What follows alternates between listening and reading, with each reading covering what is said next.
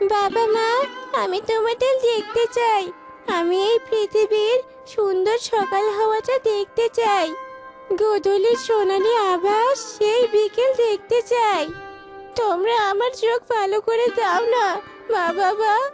ও বাবা, দাও না আমার চোখের দৃষ্টি ফিরিয়ে।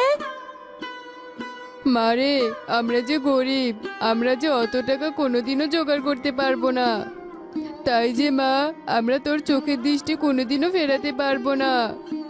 আমি একটা অপদার্থ বাবা, আমার বেঁচে থাকার চেয়ে মরে যাওয়া অনেক ভালো। ওগো, তুমি এভাবে বলছো কেন বলো তো? আমরা দরিদ্র হয়েছি তাতে কি হয়েছে? আমরা পরিশ্রম করব, আর পরিশ্রম করে যা টাকা পাবো সেটা জমিয়ে রেখে এই ছোট্ট সোনার চিকিৎসা করাবো। যে সামান্য একটা ব্যবসা ছিল সেটাও তো শেষ। তাহলে এবার আমরা কি করব? কি দিয়ে পরিশ্রম করব আমরা, বলো তো গিন্নি?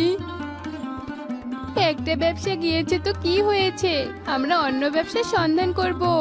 চলো তো, আর বসে থাকলে হবে না। এরপর টোনা ও টুনি তাদের অন্ধ মেয়েকে বাড়িতে রেখে কাজের সন্ধানে বের হয়। ও দোকানদার দাদা, তোমার দোকানে কোনো কর্মচারী লাগবে নাকি গো? লাগলে আমি কাজ করব। আমার যে ছোট দোকান, এই ছোট দোকানে আমি একাই কাজ করতে পারি। আমার আর নতুন করে কোনো কর্মচারীর প্রয়োজন নেই। তোমরা আমার দোকানের সামনে থেকে সরো তো।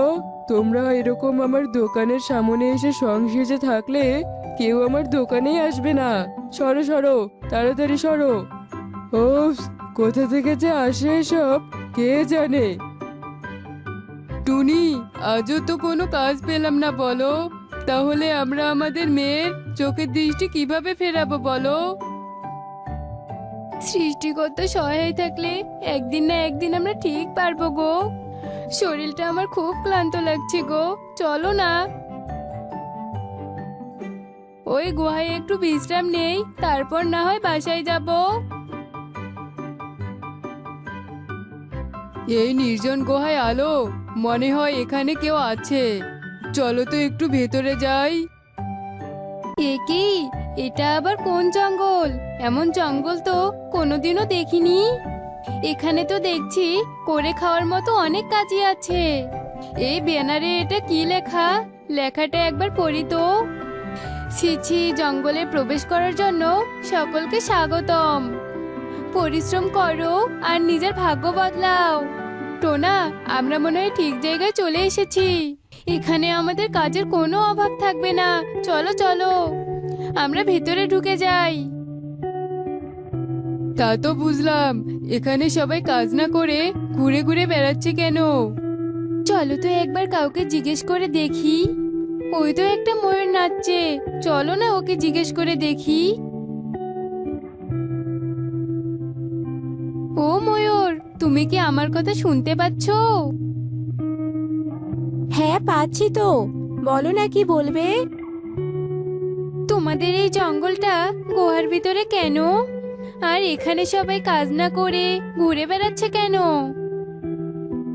এখানে সবাই কাজ না করে ঘুরে বেড়াচ্ছে কারণ এখানে সবাই বাহিরের পাখিদের জন্য অপেক্ষা করছে। বাহিরের পাখিদের জন্য তোমাদের কি কাজ?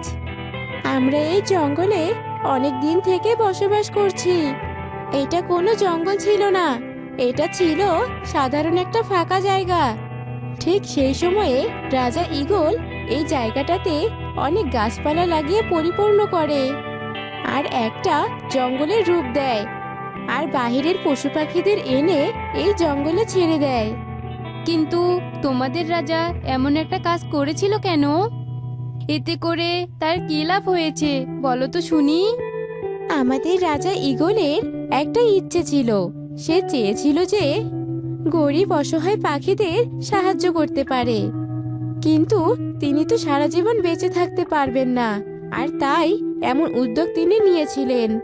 আর তাই তো তিনি এমনটি করেছিলেন যাতে করে গরিব অসহায় পাখিরা এখানে এসে পরিশ্রম করে তাদের ভাগ্য বদলাতে পারে।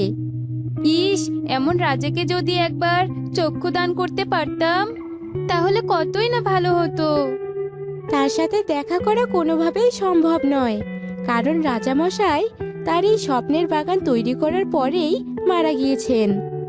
আহারে, বেচারার স্বপ্ন পূরণ হয়েছে কিনা তা সে একবারও দেখতে পেল না। তোমরাও বুঝি দরিদ্র পাখি? এরপর টোনা ও টুনি ময়ূরকে সব ঘটনা খুলে বলে। তাহলে আর দেরি কেন, নিজেদের কাজে লেগে পড়ো। ঠিক আছে ময়ূর পাখি, তোমাকে অনেক ধন্যবাদ। টোনা, ওখানে রাখা জাল দিয়ে তুমি মাছ ধরা শুরু করে দাও, আর আমি মাটির হাঁড়ি পাতিল বানাই, কেমন? এরপর থেকে তারা দুজনেই নিজেদের পরিকল্পনা অনুযায়ী কাজ করতে থাকে।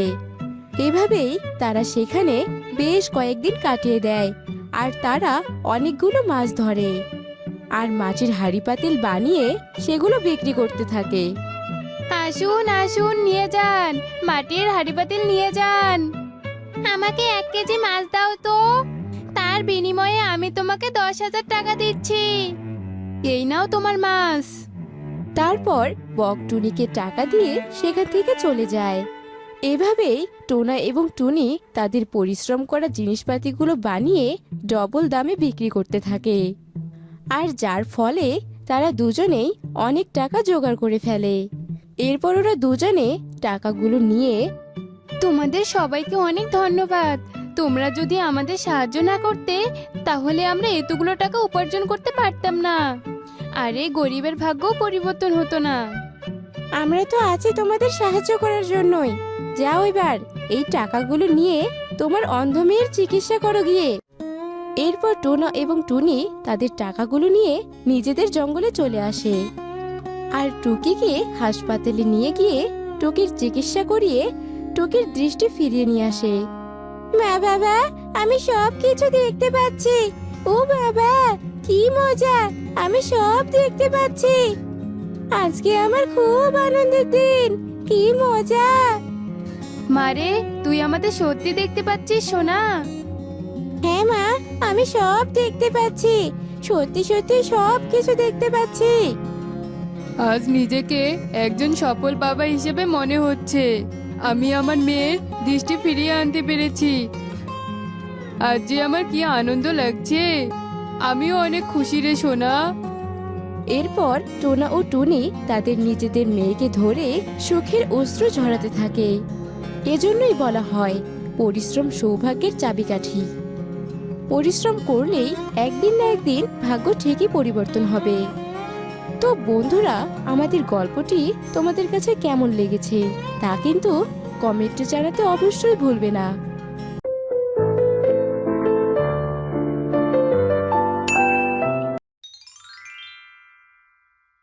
যখন থেকে গৌরী কাকের বিয়ে কালু কাকের সাথে হয়েছে, তখন থেকে কালুর জীবনটা যেন শেষ হয়ে গেছে।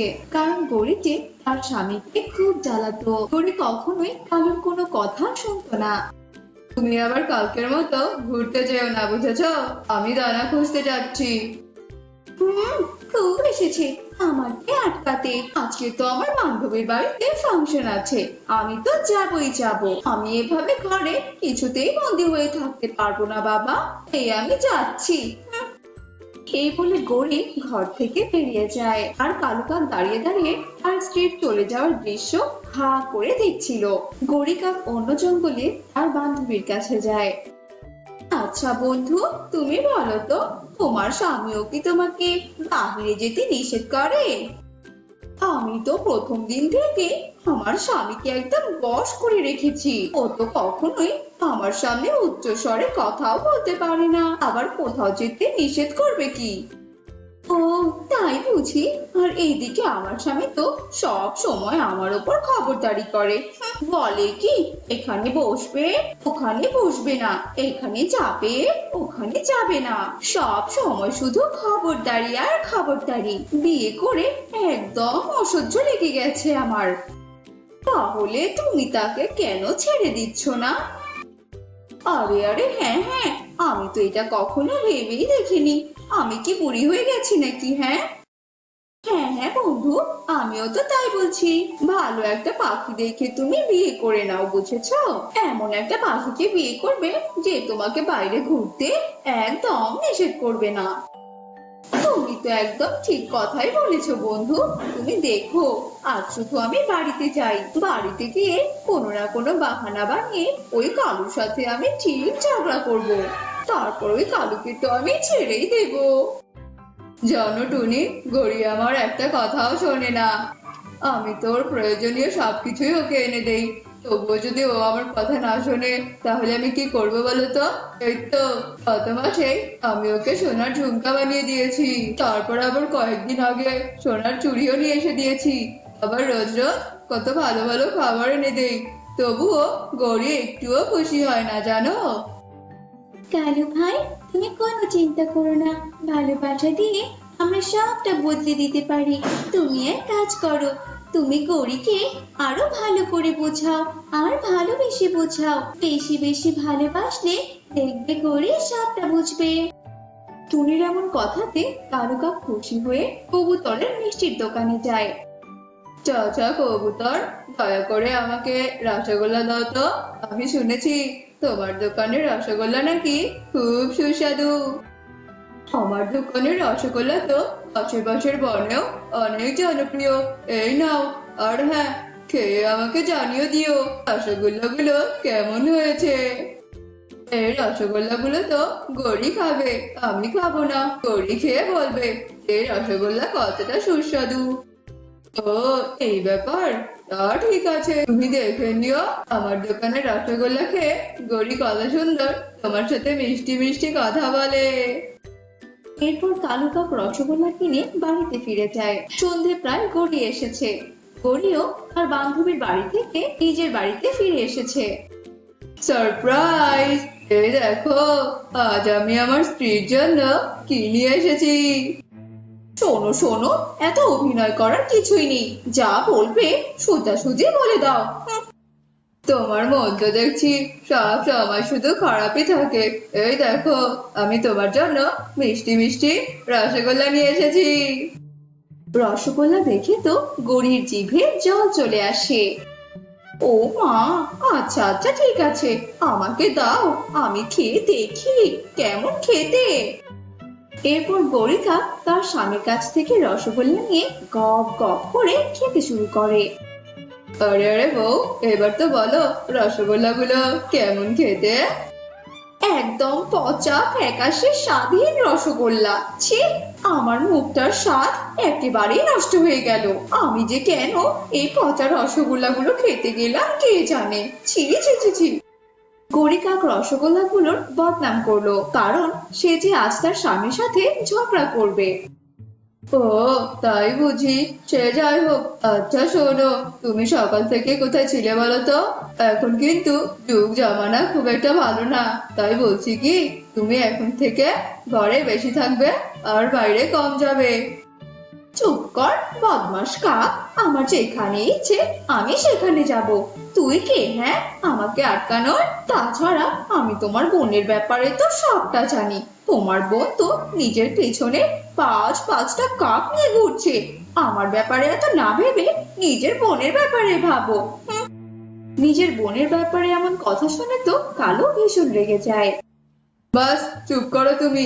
আর একবার যদি তুমি আমার বোনের কথা বলেছ তো তো তো তুমি কি করবে শুনি? আমাকে বুঝি তুমি ঘর থেকে বের করে দেবে? এটা তো ভীষণ ভালো কথা। আমি তোমার সাথে আর থাকতেও চাই না। তোমার মতো বুড়ো কাকের সাথে কে থাকতে চায় বলো তো? আমি কালকে আরেকটা বিয়ে করে নেব।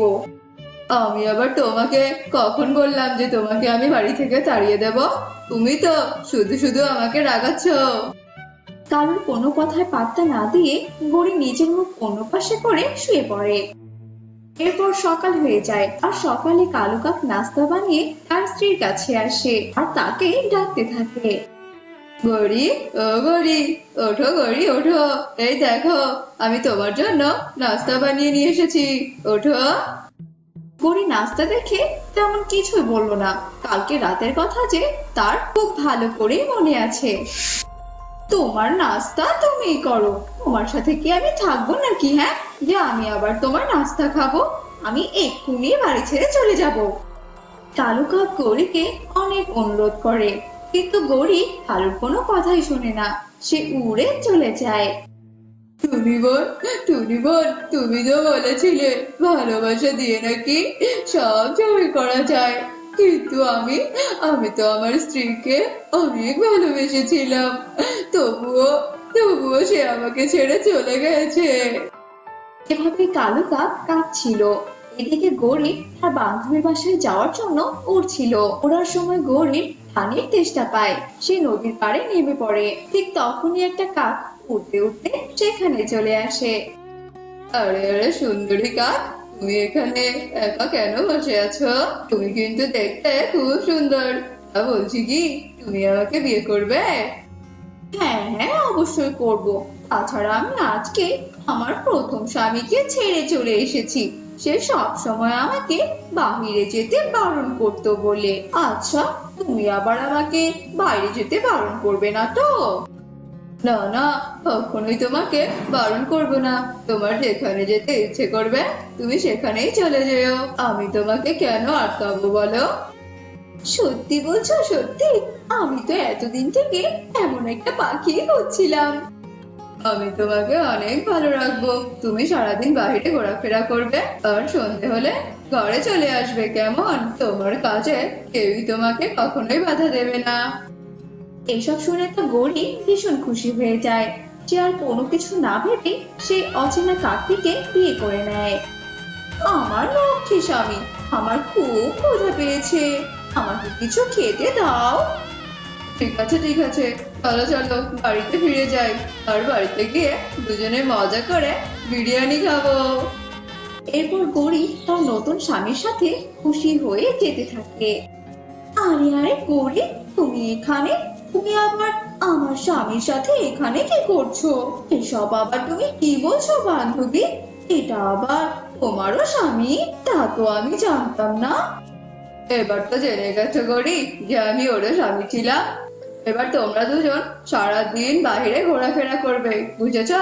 আর নিজেদের জন্য খাবার জোগাড় করে নিয়ে আসবে, আর নিজেদের সাথে সাথে আমার খাবারও নিয়ে আসবে। আর আমি এখন আমার বন্ধু উল্লুর কাছে যাব নেশা করতে। তোমরা দুজন গিয়ে খাবার খুঁজে নিয়ে এসো, যাও।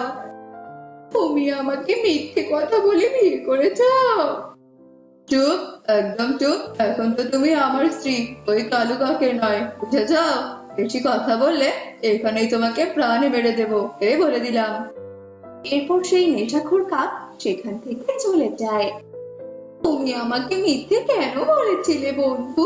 তুমি না বলেছিলে তুমি তোমার স্বামীকে তোমার কথায় ওঠাও আর বসাও, সে নাকি তোমার সব কথা শুনে চলে? আসলে বন্ধু হয়েছে কি, আমি তো তোমার মুখ থেকে তোমার স্বামীর প্রশংসা শুনে অনেক হিংসে করতাম, তাই আর কি তোমাকে আমি মিথ্যে কথা বলেছি। আমার স্বামী তো ভীষণ বাজে আর নেশাখোর, সব সময় আমাকে অনেক মারধর করে, কিন্তু এখন আমার চিন্তাটা একটু হলেও কমে গেছে। কমে গেছে? কিন্তু সেটা আবার কি করে বন্ধু? কেননা আমার ভাগের অর্ধেক মার এখন থেকে তোমার ঘাড়ে পড়বে। বন্ধুর মুখ থেকে এমন কথা শুনে গরিকা ভীষণ কষ্ট পায় আর কাঁদতে থাকে। তখন গরির প্রথম স্বামী কালুর কথা তার ভীষণ মনে পড়ে। গরিকা নিজে ভালো থাকার জন্য ভুল পথ বেছে নিয়েছিল, আজ গরি তারই শাস্তি পাচ্ছে। রহিমপুর বনে টোনাটুনি বাস করত। একদিন সকালে টুনি ডিমে তা দিতে দিতে টোনাকে বলতে থাকে, কি ব্যাপার টোনা, আজকে এত বেলা হয়ে যাচ্ছে, তবু তুমি কাজে যাচ্ছ না কেন? গিন্নি, কি করে কাজে যাই বলো? কদিন থেকে তো কোনো বিক্রি হচ্ছে না, আর কোনো লাভও হচ্ছে না। আর লাভ না হলে কাজে গিয়ে কোনো আনন্দ আছে? তুমি বলো। সে কি গো, কাজে যদি না যাও তাহলে একদিন দেখবে তোমার ব্যবসা বন্ধ হয়ে গেছে। তাই আমি বলি কি, লাভ ক্ষতির আশা না করে তুমি এখন কাজে যাও। টুনি, আমাকে একদম জোর করবে না। লাভ না হলে আমাকে কাজে যেতে একদম ইচ্ছে করে না।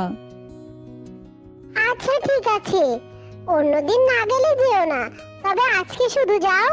আজকে যদি লাভ না হয় তাহলে আমি তোমাকে আর কোনোদিন কাজে যেতে বলবো না। তবে বেশ, তুমি যখন বলছো আমি যাচ্ছি কারখানায়। তুমি সাবধানে থেকো। টোনা তার কারখানায় চলে যায় আর টুনি তার ডিমে তা দিতে থাকে। বেশ কিছুক্ষণ পর টুনির ডিম ফুটে একটা ফুটফুটে কন্যা সন্তান হয়। টুনি তার কন্যা সন্তানকে দেখে অনেক খুশি ছিল আর টুনি বলতে থাকে, আমার টুনটুন সোনা দেখতে কত সুন্দর হয়েছে। তোর বাবা যে তোকে দেখলে একেবারে চমকে যাবে রে। এমন সময় হাসি মুখে টোনা ওখানে আসে আর টুনটুনকে না দেখে বলতে থাকে, টুনি, আজকে আমার কারখানায় বেশি লাভ হয়েছে। এত লাভ কোনোদিনও হয়নি। হবেই তো, আজকে যে আমাদের ঘরে স্বয়ং লক্ষ্মী এসেছে গো, আমাদের মেয়ে হয়েছে। এমন লক্ষ্মী মেয়ের জন্যই আমার লাভ হয়েছে। কই কই দেখি দেখি, ওকে একটু আদর করি। কই আমার লক্ষ্মী মা, আয় আয় আমার বুকে আয়। এরপর টোনা টুনটুনকে অনেক আদর করতে থাকে। টোনা টুনি অনেক আদর করে টুনটুনকে বড় করতে থাকে আর এভাবেই বেশ কিছুদিন কেটে যায়। টুনি আবারও একটা ডিম দেয়। একদিন টোনা টুনিকে বলতে থাকে, টুনি জানো, আমার মন বলছে এই ডিমটা থেকেও আমাদের মেয়ে হবে আর অনেক সুন্দরী আরো ভাগ্যবতী হবে গো। তাই যেন হয় গো, ঈশ্বর তোমার মনের আশা পূর্ণ করুক। টোনা তার কারখানার কাজে চলে যায়। এদিকে ডিম থেকে একটা কালো কন্যা বেরিয়ে আসে। টুনি কালো কন্যাকে দেখে অনেক অবাক হয়ে যায়। এ কি, এ তো কালি। না না, এ আমার সন্তান হতে পারে না। এমন সময় ওখানে টোনা চলে আসে আর বলতে থাকে, টুনি, আমাদের সর্বনাশ হয়ে গেছে। আমাদের কারখানা যে পথে বসতে চলেছে। এখন আমাদের কি হবে বলো? এখন আমরা কিভাবে আমাদের সংসার চালাবো? এসব বলছো কি? কারখানার ক্ষতি হয়ে গেছে, সবই কালো কন্যার জন্য হয়েছে। ওর নিজের কপালের সাথে সাথে আমাদের কপালটা পুড়িয়ে দিতে এসেছে। ছি, কি কুৎসিত কন্যা হয়েছে। আর তুমি একদম ঠিকই কথা বলেছো। এ আমাদের মেয়ে নয়, এ অলক্ষী। এই পৃথিবীতে আসার সাথে সাথে আমাদের ক্ষতি নিয়ে এসেছে। টোনা টুনি তাদের কন্যাকে এভাবেই অবহেলা করতে থাকে আর এভাবেই বেশ কিছুদিন কেটে যায়। কালো কন্যা টুকি ধীরে ধীরে বড় হতে থাকে আর ওর প্রতি ওর মা বাবার অত্যাচার দিন দিন বাড়তেই থাকে। একদিন সকালে কালো কন্যা টুকি তার মাকে বলতে থাকে, মা, ও মা, আমিও দিদির মতো স্কুলে যাব মা। আমার বাড়ির কাজ করতে একটু মন চায় না। বলো না মা, আমাকে স্কুলে ভর্তি করে দিবে? দূর হ আমার চোখের সামনে থেকে। তোকে না কতবার বলেছি ওই মুখ দিয়ে আমাকে মা বলে ডাকবি না। তোর মতো কালো মেয়ে স্কুলে যাওয়া মানায় না, তোকে মানায় রান্নাঘরে, বুঝতে পেরেছিস? না মা, আমি স্কুলে যাবই। কেন মা, তোমরা আমার সঙ্গে এমন করো বলো তো? দিদি যেমন তোমাদের সন্তান, ঠিক তেমনি আমিও তো তোমাদের সন্তান। আমাকে তো ঈশ্বর বানিয়েছে, আমি আর তোমাদের অবহেলা নিতে পারছি না মা। টুনি যেই না টুকিকে থাপ্পড় মারে তখনই টুনির হাতে আঘাত লেগে যায় আর তখন টুকি টুনির হাত ধরে বলে, মা, তোমার হাতে লেগেছে মা। দাঁড়াও মা, আমি মলম নিয়ে আসছি। একদম আদিক্ষেতা করবি না, যা এখান থেকে। তোর মতো কালো মেয়ের ভালোবাসা আমার লাগবে না। এভাবে আরো কিছুদিন কেটে যায়। একদিন টোনার খুবই জ্বর আসে আর জ্বর দেখে টুকি টোনার জন্য খাবার আর ওষুধ নিয়ে যায় আর বলতে থাকে, বাবা বাবা, তোমাকে আমি কতবার বলেছি ঠান্ডা লাগিও না। এখন দেখলে তো তোমার কত জ্বর এসেছে। নাও তো নাও, এখন তুমি হাঁ করো তো, আমি তোমাকে ওষুধ খাইয়ে দেব। হাঁ করো তো তাড়াতাড়ি।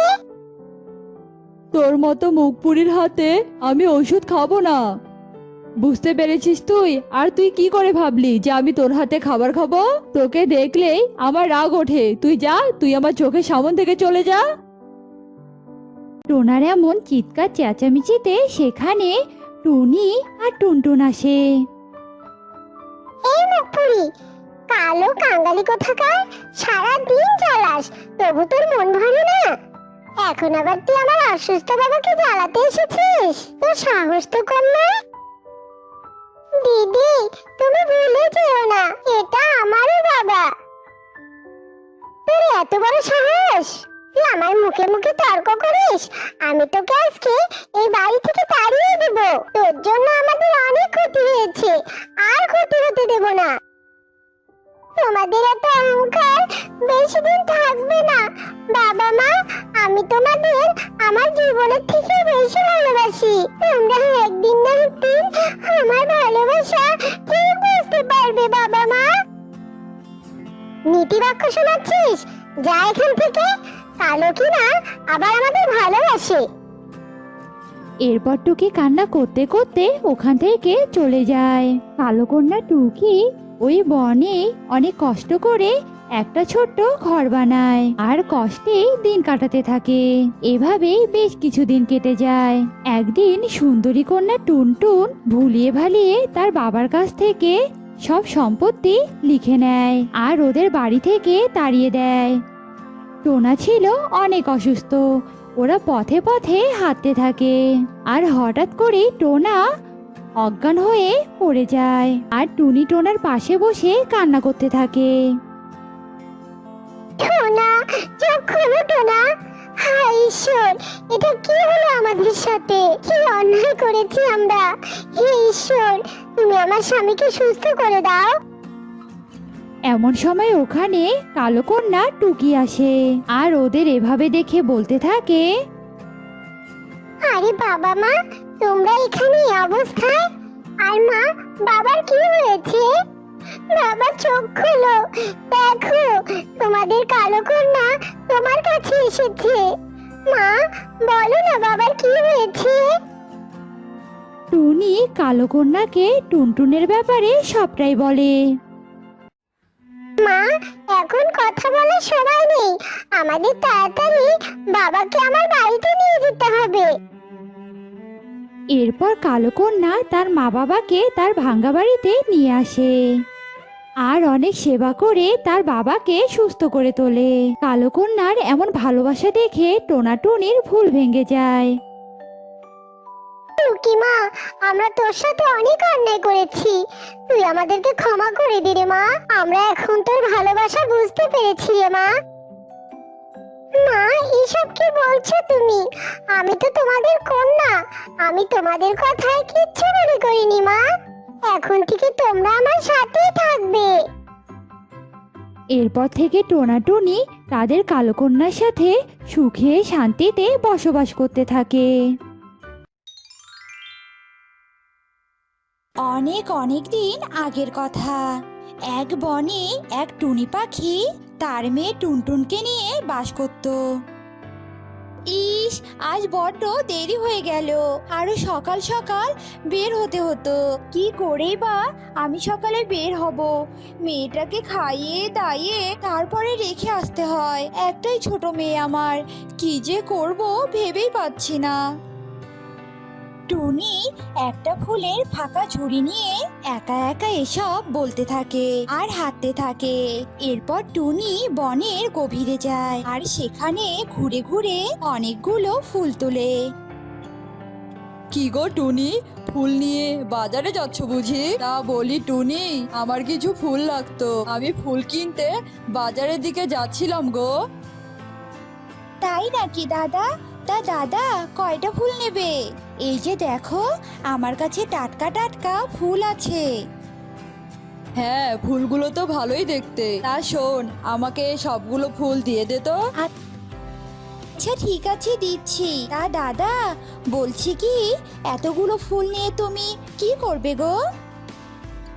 আরে টুনি, জানিস তো কাল আমাদের বিবাহ বার্ষিকী, তাই ফুল দিয়ে তোর বৌদিকে সারপ্রাইজ দেব।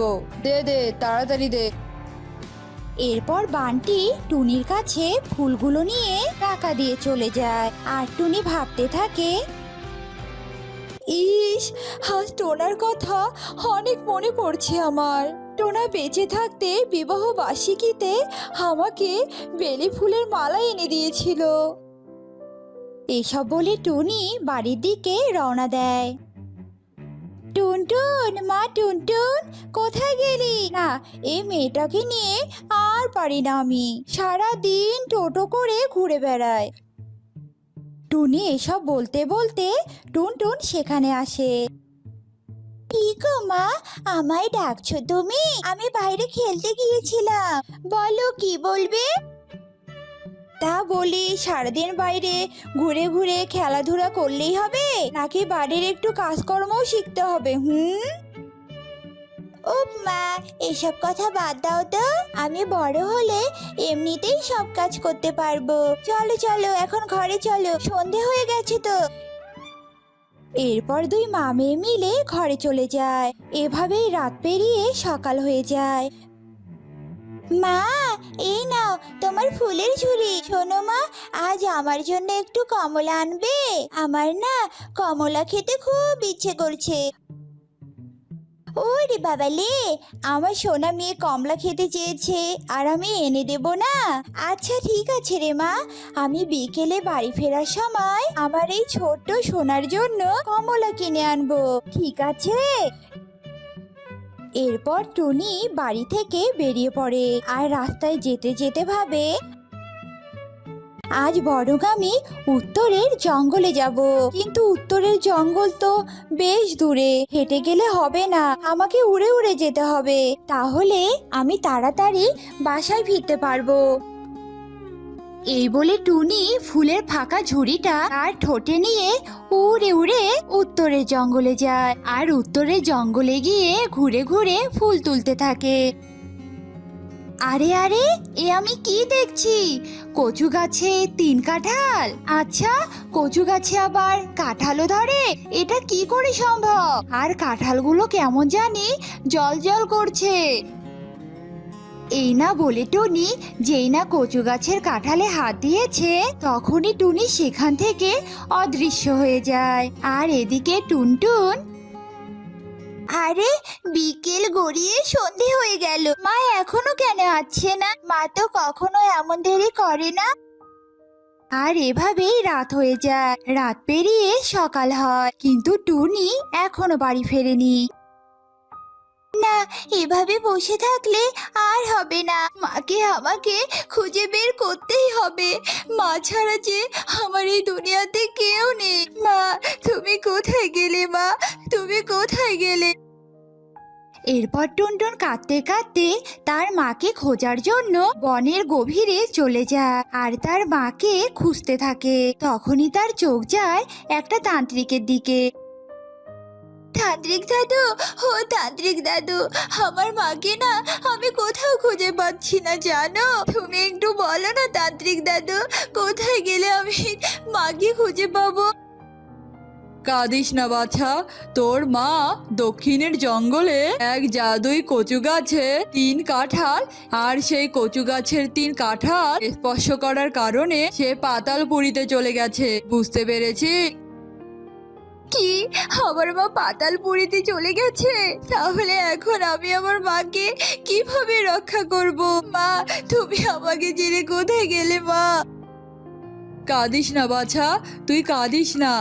আসলে ওই জাদুই কচু গাছের 3 কাঁঠাল হলো এক ভয়ঙ্কর রাক্ষসীর মায়া গাছ। ওই রাক্ষসীর অনুমতি ছাড়া যদি কেউ ওই গাছ স্পর্শ করে, তাহলে সে পাতালপুরীতে চলে যায়।